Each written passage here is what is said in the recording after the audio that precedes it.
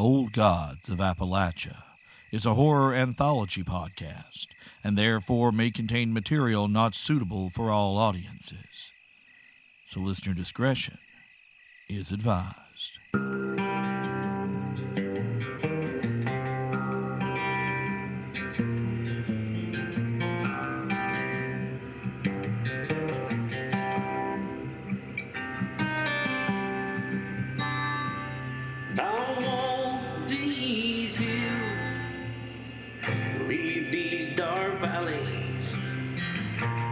I can't stay now in the lands unknown. In these hills that I will walk so often, I can feel the winds now on your ghost.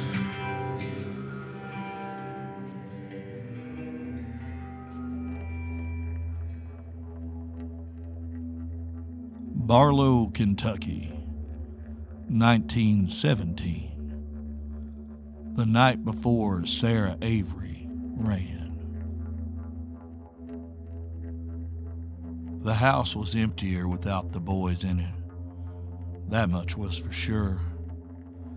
Carolyn Avery, wife of Pinky and mother to Sarah, sat on her front porch and looked out at the darkening yard. Old number 7 had claimed the father of her child and the closest thing to a papa that child would ever have. And here she was, left alone on the side of this mountain by this smelly old creek, knowing it was just a matter of time. It was beginning or ending, depending on how you looked at it. Either way, she shouldn't have to wait too long. She'd seen the mass graves that old fool Cletus Garvin and his nonsense-talking loonies had dug with the help of the Union boys. She'd seen what was left of them city boys they barely bothered to sift out of the rubble. She saw bones. She saw blood. She foresaw fire. She knew what a burnt offering looked like when she saw one. Tonight of all nights, she had sent Sarah to stay with her friends the Callaways.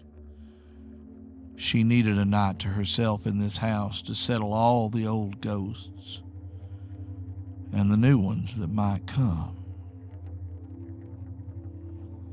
Carolyn Avery, formerly Carolyn Walker from Tourniquet, West Virginia, a town even smaller and dirtier than Barlo, so named because it was meant to stop the bleeding, the exodus of failed settlements and mines from that area, and rightly named because all it did was cause the amputation of the very same things, had come to Barlo with her new husband and full belly 10 years ago.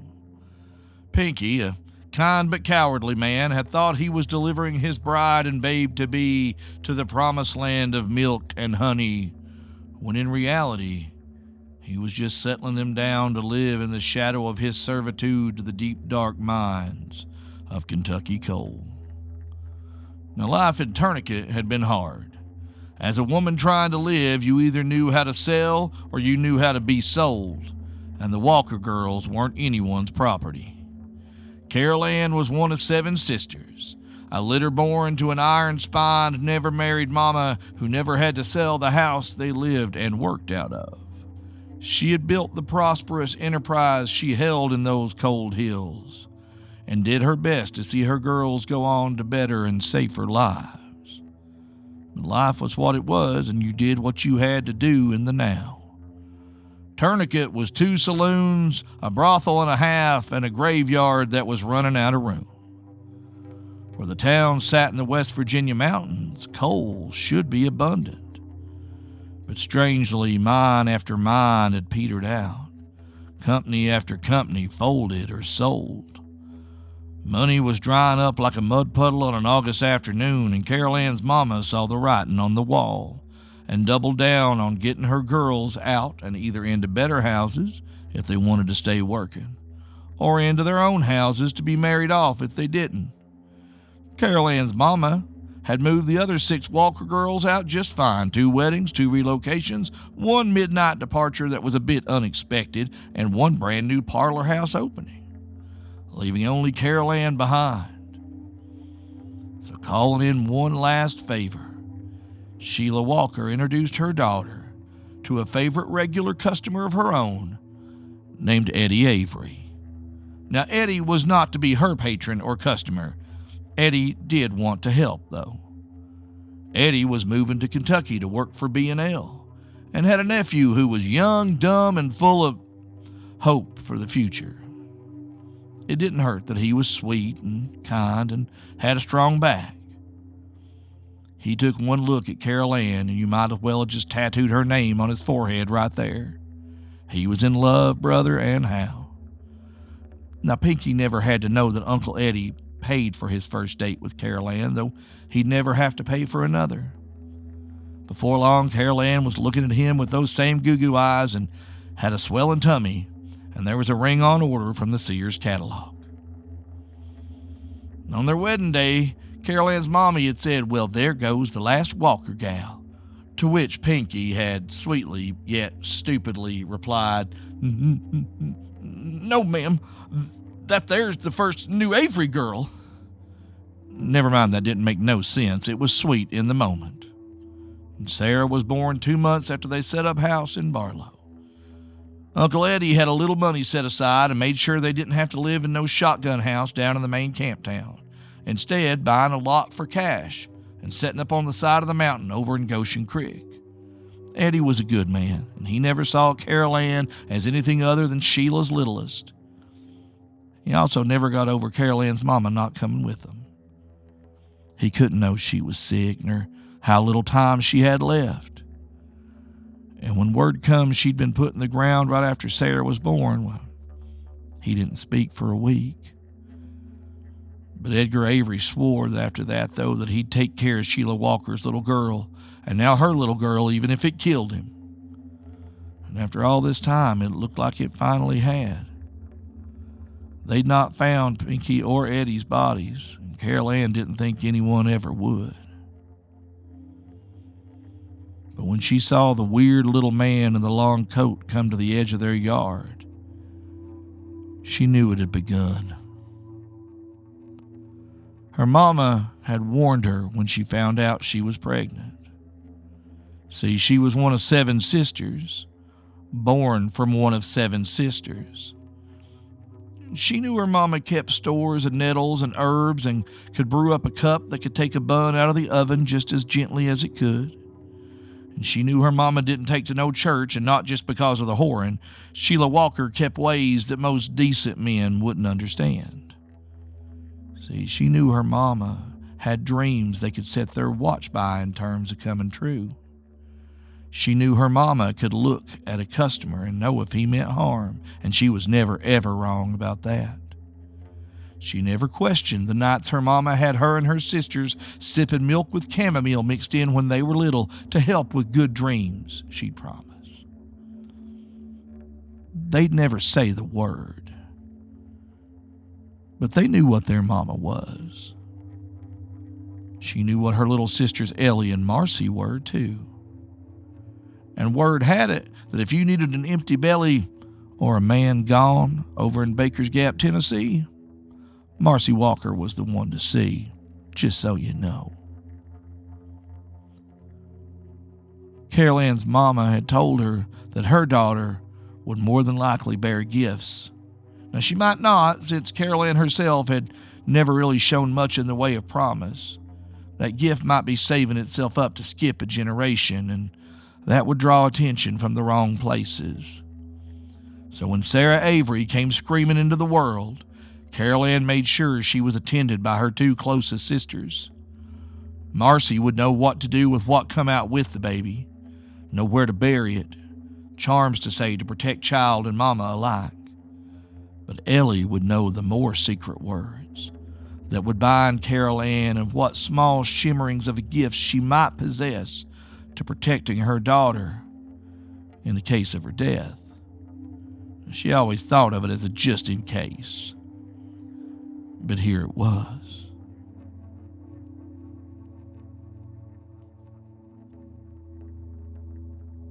She knew the little man could not nor would not be able to enter their yard. Her little sister Ellie's other job while she was here had involved small mason jars and iron nails. And even though her little sister was miles away in Esau County, she knew those lines would hold. And hell, on top of that, a tiny trickle of the creek itself broke off to form the north property line of the Avery homestead. And if this was anything like what her mama had warned her about, that little line of running water would hold better than any hand-turned craft. The distance between the edge of the yard and the porch might have been 15 feet, but Carol Ann could see the stranger.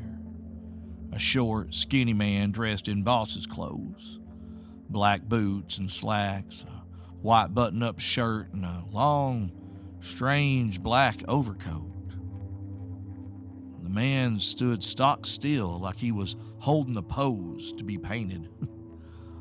It was like he was trying to stand how he thought a man was supposed to stand, and that weird overcoat flapping and twitching despite there not being a bit of breeze. "Miss Avery," he droned. His voice sounded like a mouthful of wasps. His tongue swollen and uncertain as though words were something he'd only recently discovered. He had thin, cracked lips and pale skin flushed from the exertion of the walk up the path to the house. "Miss Avery," he repeated. "My name is Ignatius Combs. I am with B&L Mineral Resources. I am here to offer you our condolences on the death of your husband, Pinkerton." Carol Ann almost laughed. She hadn't heard Pinky's given name since their wedding day. She held her tongue, though. Her mama had taught her you never give nothing away, especially your name. "You are Carol Avery, are you not?" Carol Ann said nothing, and the little man went on. "Miss Avery, are you aware you are entitled to a substantial payout for your husband's passing? That he died in a rescue attempt in an effort to protect company assets. And B&L are very grateful for his sacrifice." He paused, consulting a sheet of yellow paper, and then continued. "Edgar Avery, it seems, was also a resident here, was he not? And it seems he was the actual deed holder as well. Unfortunately, his beneficiaries are no longer living, and he has never redirected his will to anyone that we could reach." Carol Ann wasn't paying attention to the man's droning, buzzing voice. She was watching his blotchy face, because things were moving under his skin. Long, segmented shapes pressed from beneath his cheekbones and chin, bulged his lips, flared his nostrils. Somehow she knew that his eyes were a dull green with burst blood vessels staining the whites. He looked like he was straining himself to stay upright, like if he blinked or breathed wrong, he'd just deflate and whatever was moving under his skin would just come pouring out, and the idea made Carol Ann almost vomit and faint at the same time. What was he? He was the beginning. That's what he was. "Miss Avery, if you would invite us in, I would be glad to sign over the check so that you and your daughter could live more comfortably. Alternatively, B&L would be happy to relocate you someplace much safer to thank you for your husband's years of service." His words seemed to distort more and more as he rambled on, his eyes pleading for her to interrupt him, to ask a question, to let him not have to speak. Carolyn let him sweat. His breathing became more rapid, the squirming under his skin more pronounced. "Miss Avery, please, let us come in and help in this trying time." Carolyn could hold her tongue no more. "Us?" she laughed. "You got a mouse in your pocket there, sonny boy?" "Miss Avery, if you could just send the check in the mail if you have one to send," she said, and turned back into the house. "That is not an option," she heard the man say. "There are protocols in situations like these." Carolyn stepped off the porch as she rounded on the man, temper flaring, patience and caution all run out. "My husband is dead. The closest thing I ever knowed to a daddy is dead, and your money ain't gonna bring him back, Miss Avery. Please, we have resources you do not. Do not make this any more difficult than it has to be. Let us make this easy for you. Get off my land, you weird little vulture." Ignatius Combs sighed resignedly and held up his yellow sheet of paper that was covered with tiny print. "You aren't listening, Miss Avery. When Pinkerton's Uncle Edgar passed, his assets were liquidated so a cash payment could be made to his listed beneficiaries, but none of them, including Miss Sheila Walker, could be found living. So this land was sold. We purchased it. So I'm afraid you have no leverage in this situation." And with that, the man raised his hand in a casual wave, and Carolyn felt all sense of safety vanish. In fact, the narrow branch of Goshen Creek that blocked the little man's path stopped, parted like in the Bible, and he stepped across towards her. His strange, swelling and shifting face never changing expression, despite the swarm of activity under his skin. Carolyn began to scream Sarah's name in warning, forgetting in the moment that her child was away and safe. But then there was a blur of motion near the corner of the house, and everything went black.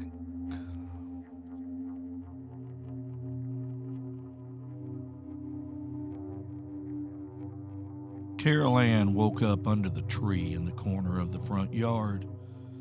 The big one where they'd buried the old dog that had come with Pinky and Ed to Barlo. The one Pinky had carved their names into the day they moved in. And the place where Carolyn's sister had buried the Afterbirth on the day Sarah was born.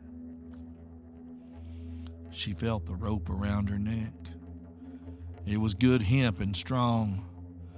She felt weak and muddle-headed. Something was in the house. She could hear furniture breaking, animals growling and roaring, and she thought of Sarah, but before she could try to speak, Ignatius Combs was right in her face. The skin on his own a nightmare of unnatural movement and stretched and strained tissue. She could count the segments of the worm that squirmed under his left eye. This wasn't as hard as she said it would be. I could do this all day, couldn't I? The odd little man flexed his hands and swung his arms like he was trying to break in the strange overcoat he wore. Nothing to you monkeys at all. Nothing so hard. Someone or something out of her line of vision started pulling on the rope, and she began rising into the air, the hemp fibers biting into her soft skin. Her airways suddenly constricted as her body sought breath that would not come. This is what they do with witches in this place, yes. Not so much of a witch you are, but we'll choke you until you are soft and blue and very good to eat.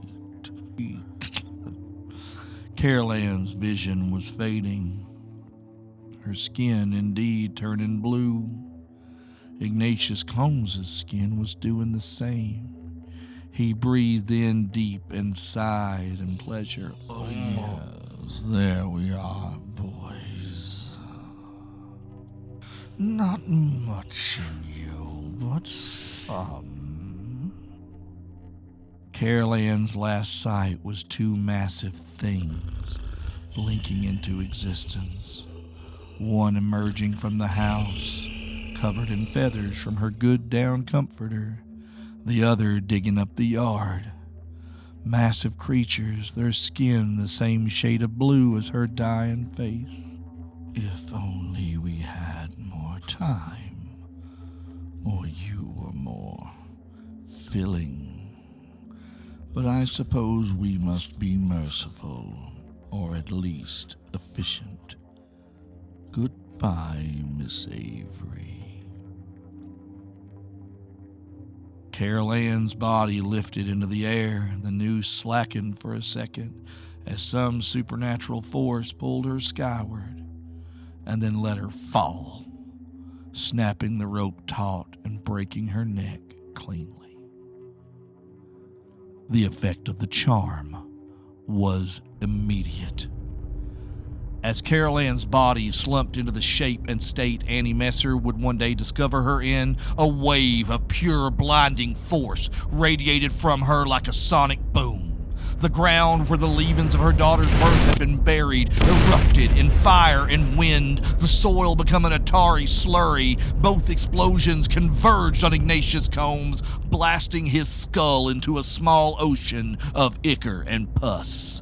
Blind white worms that screamed with the voices of children flew from that shattered face as finger-length scarlet wasps with the faces of eyeless rats burst from his gut. This primordial chum of venom and burned bile splattered the yard. The quantity so great it filled the tracks and holes of the beast with a hazy mustard-brown sewage swimming with the larvae of the dread wasps. The parents of these infant abominations, blind and rat-headed, wilted into ash, unprepared for worlds outside of their host's body. So there was some mercy in that. The screaming white worms splattered into the ruined Avery living space through the shattered windows and began slowly, blindly trying to find each other, as if to knit the ruptured little man back together, but found themselves stuck like flypaper to the cursed mud that had erupted from the earth. Carolyn's body swung in its death song, breathless and cooling. I wish I could tell you she was there to look down and watch as our world stretched and pulled apart the abomination of the swarm that had lived inside of Ignatius Combs. But those who die like Carolyn died, like Pinky died, like Eddie died, if I told you they were in a better place, I'd be lying to your family. Best not to dwell on it.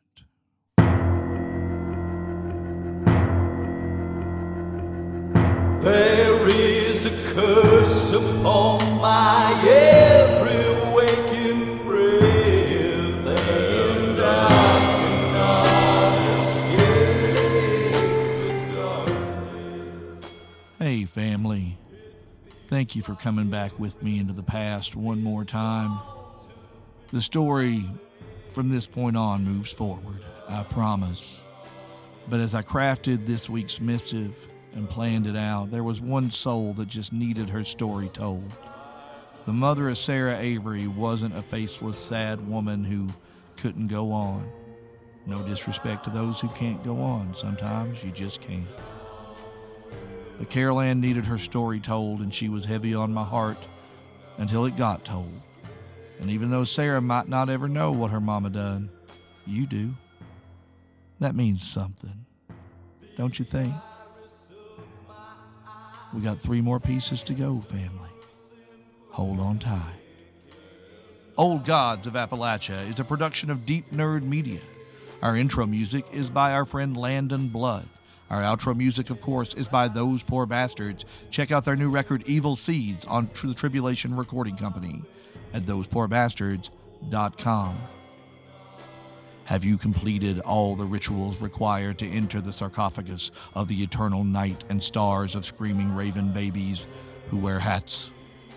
Have you followed us on Facebook at Old Gods of Appalachia and on Instagram under that same name? Are you tweeting at us at Old Gods Pod? Are you visiting our merch store at oldgodsofappalachia.threadless.com? All these things will open doors, open portals, bring you to a place where you understand the world and the night more fully. And if you truly wish to become one with us, to walk the roads of glass and blood and smoke and madness, make your time. Promise your offering. Become a patron on Patreon, patreon.com/Old Gods of Appalachia. For a few dollars a month, you too can receive great treasures in the mail, which I know some of you have just received your first official raiments. Some of you have purchased t-shirts from the Threadless store, but I know our Covenant of the Black Breath and our Bloodkin have received those very special, once-in-a-lifetime, limited edition black and white shirts, and I really hope you love and treasure them the way we do ours. Also, the month of February brings with it our patrons-only storyline, Build Mama a Coffin, our most ambitious storyline to date, and it is an exclusive for patrons of $10 a month and up. Only available at patreon.com/Old Gods of Appalachia. And also, there are special instructions to have those episodes delivered to your podcast catcher of choice.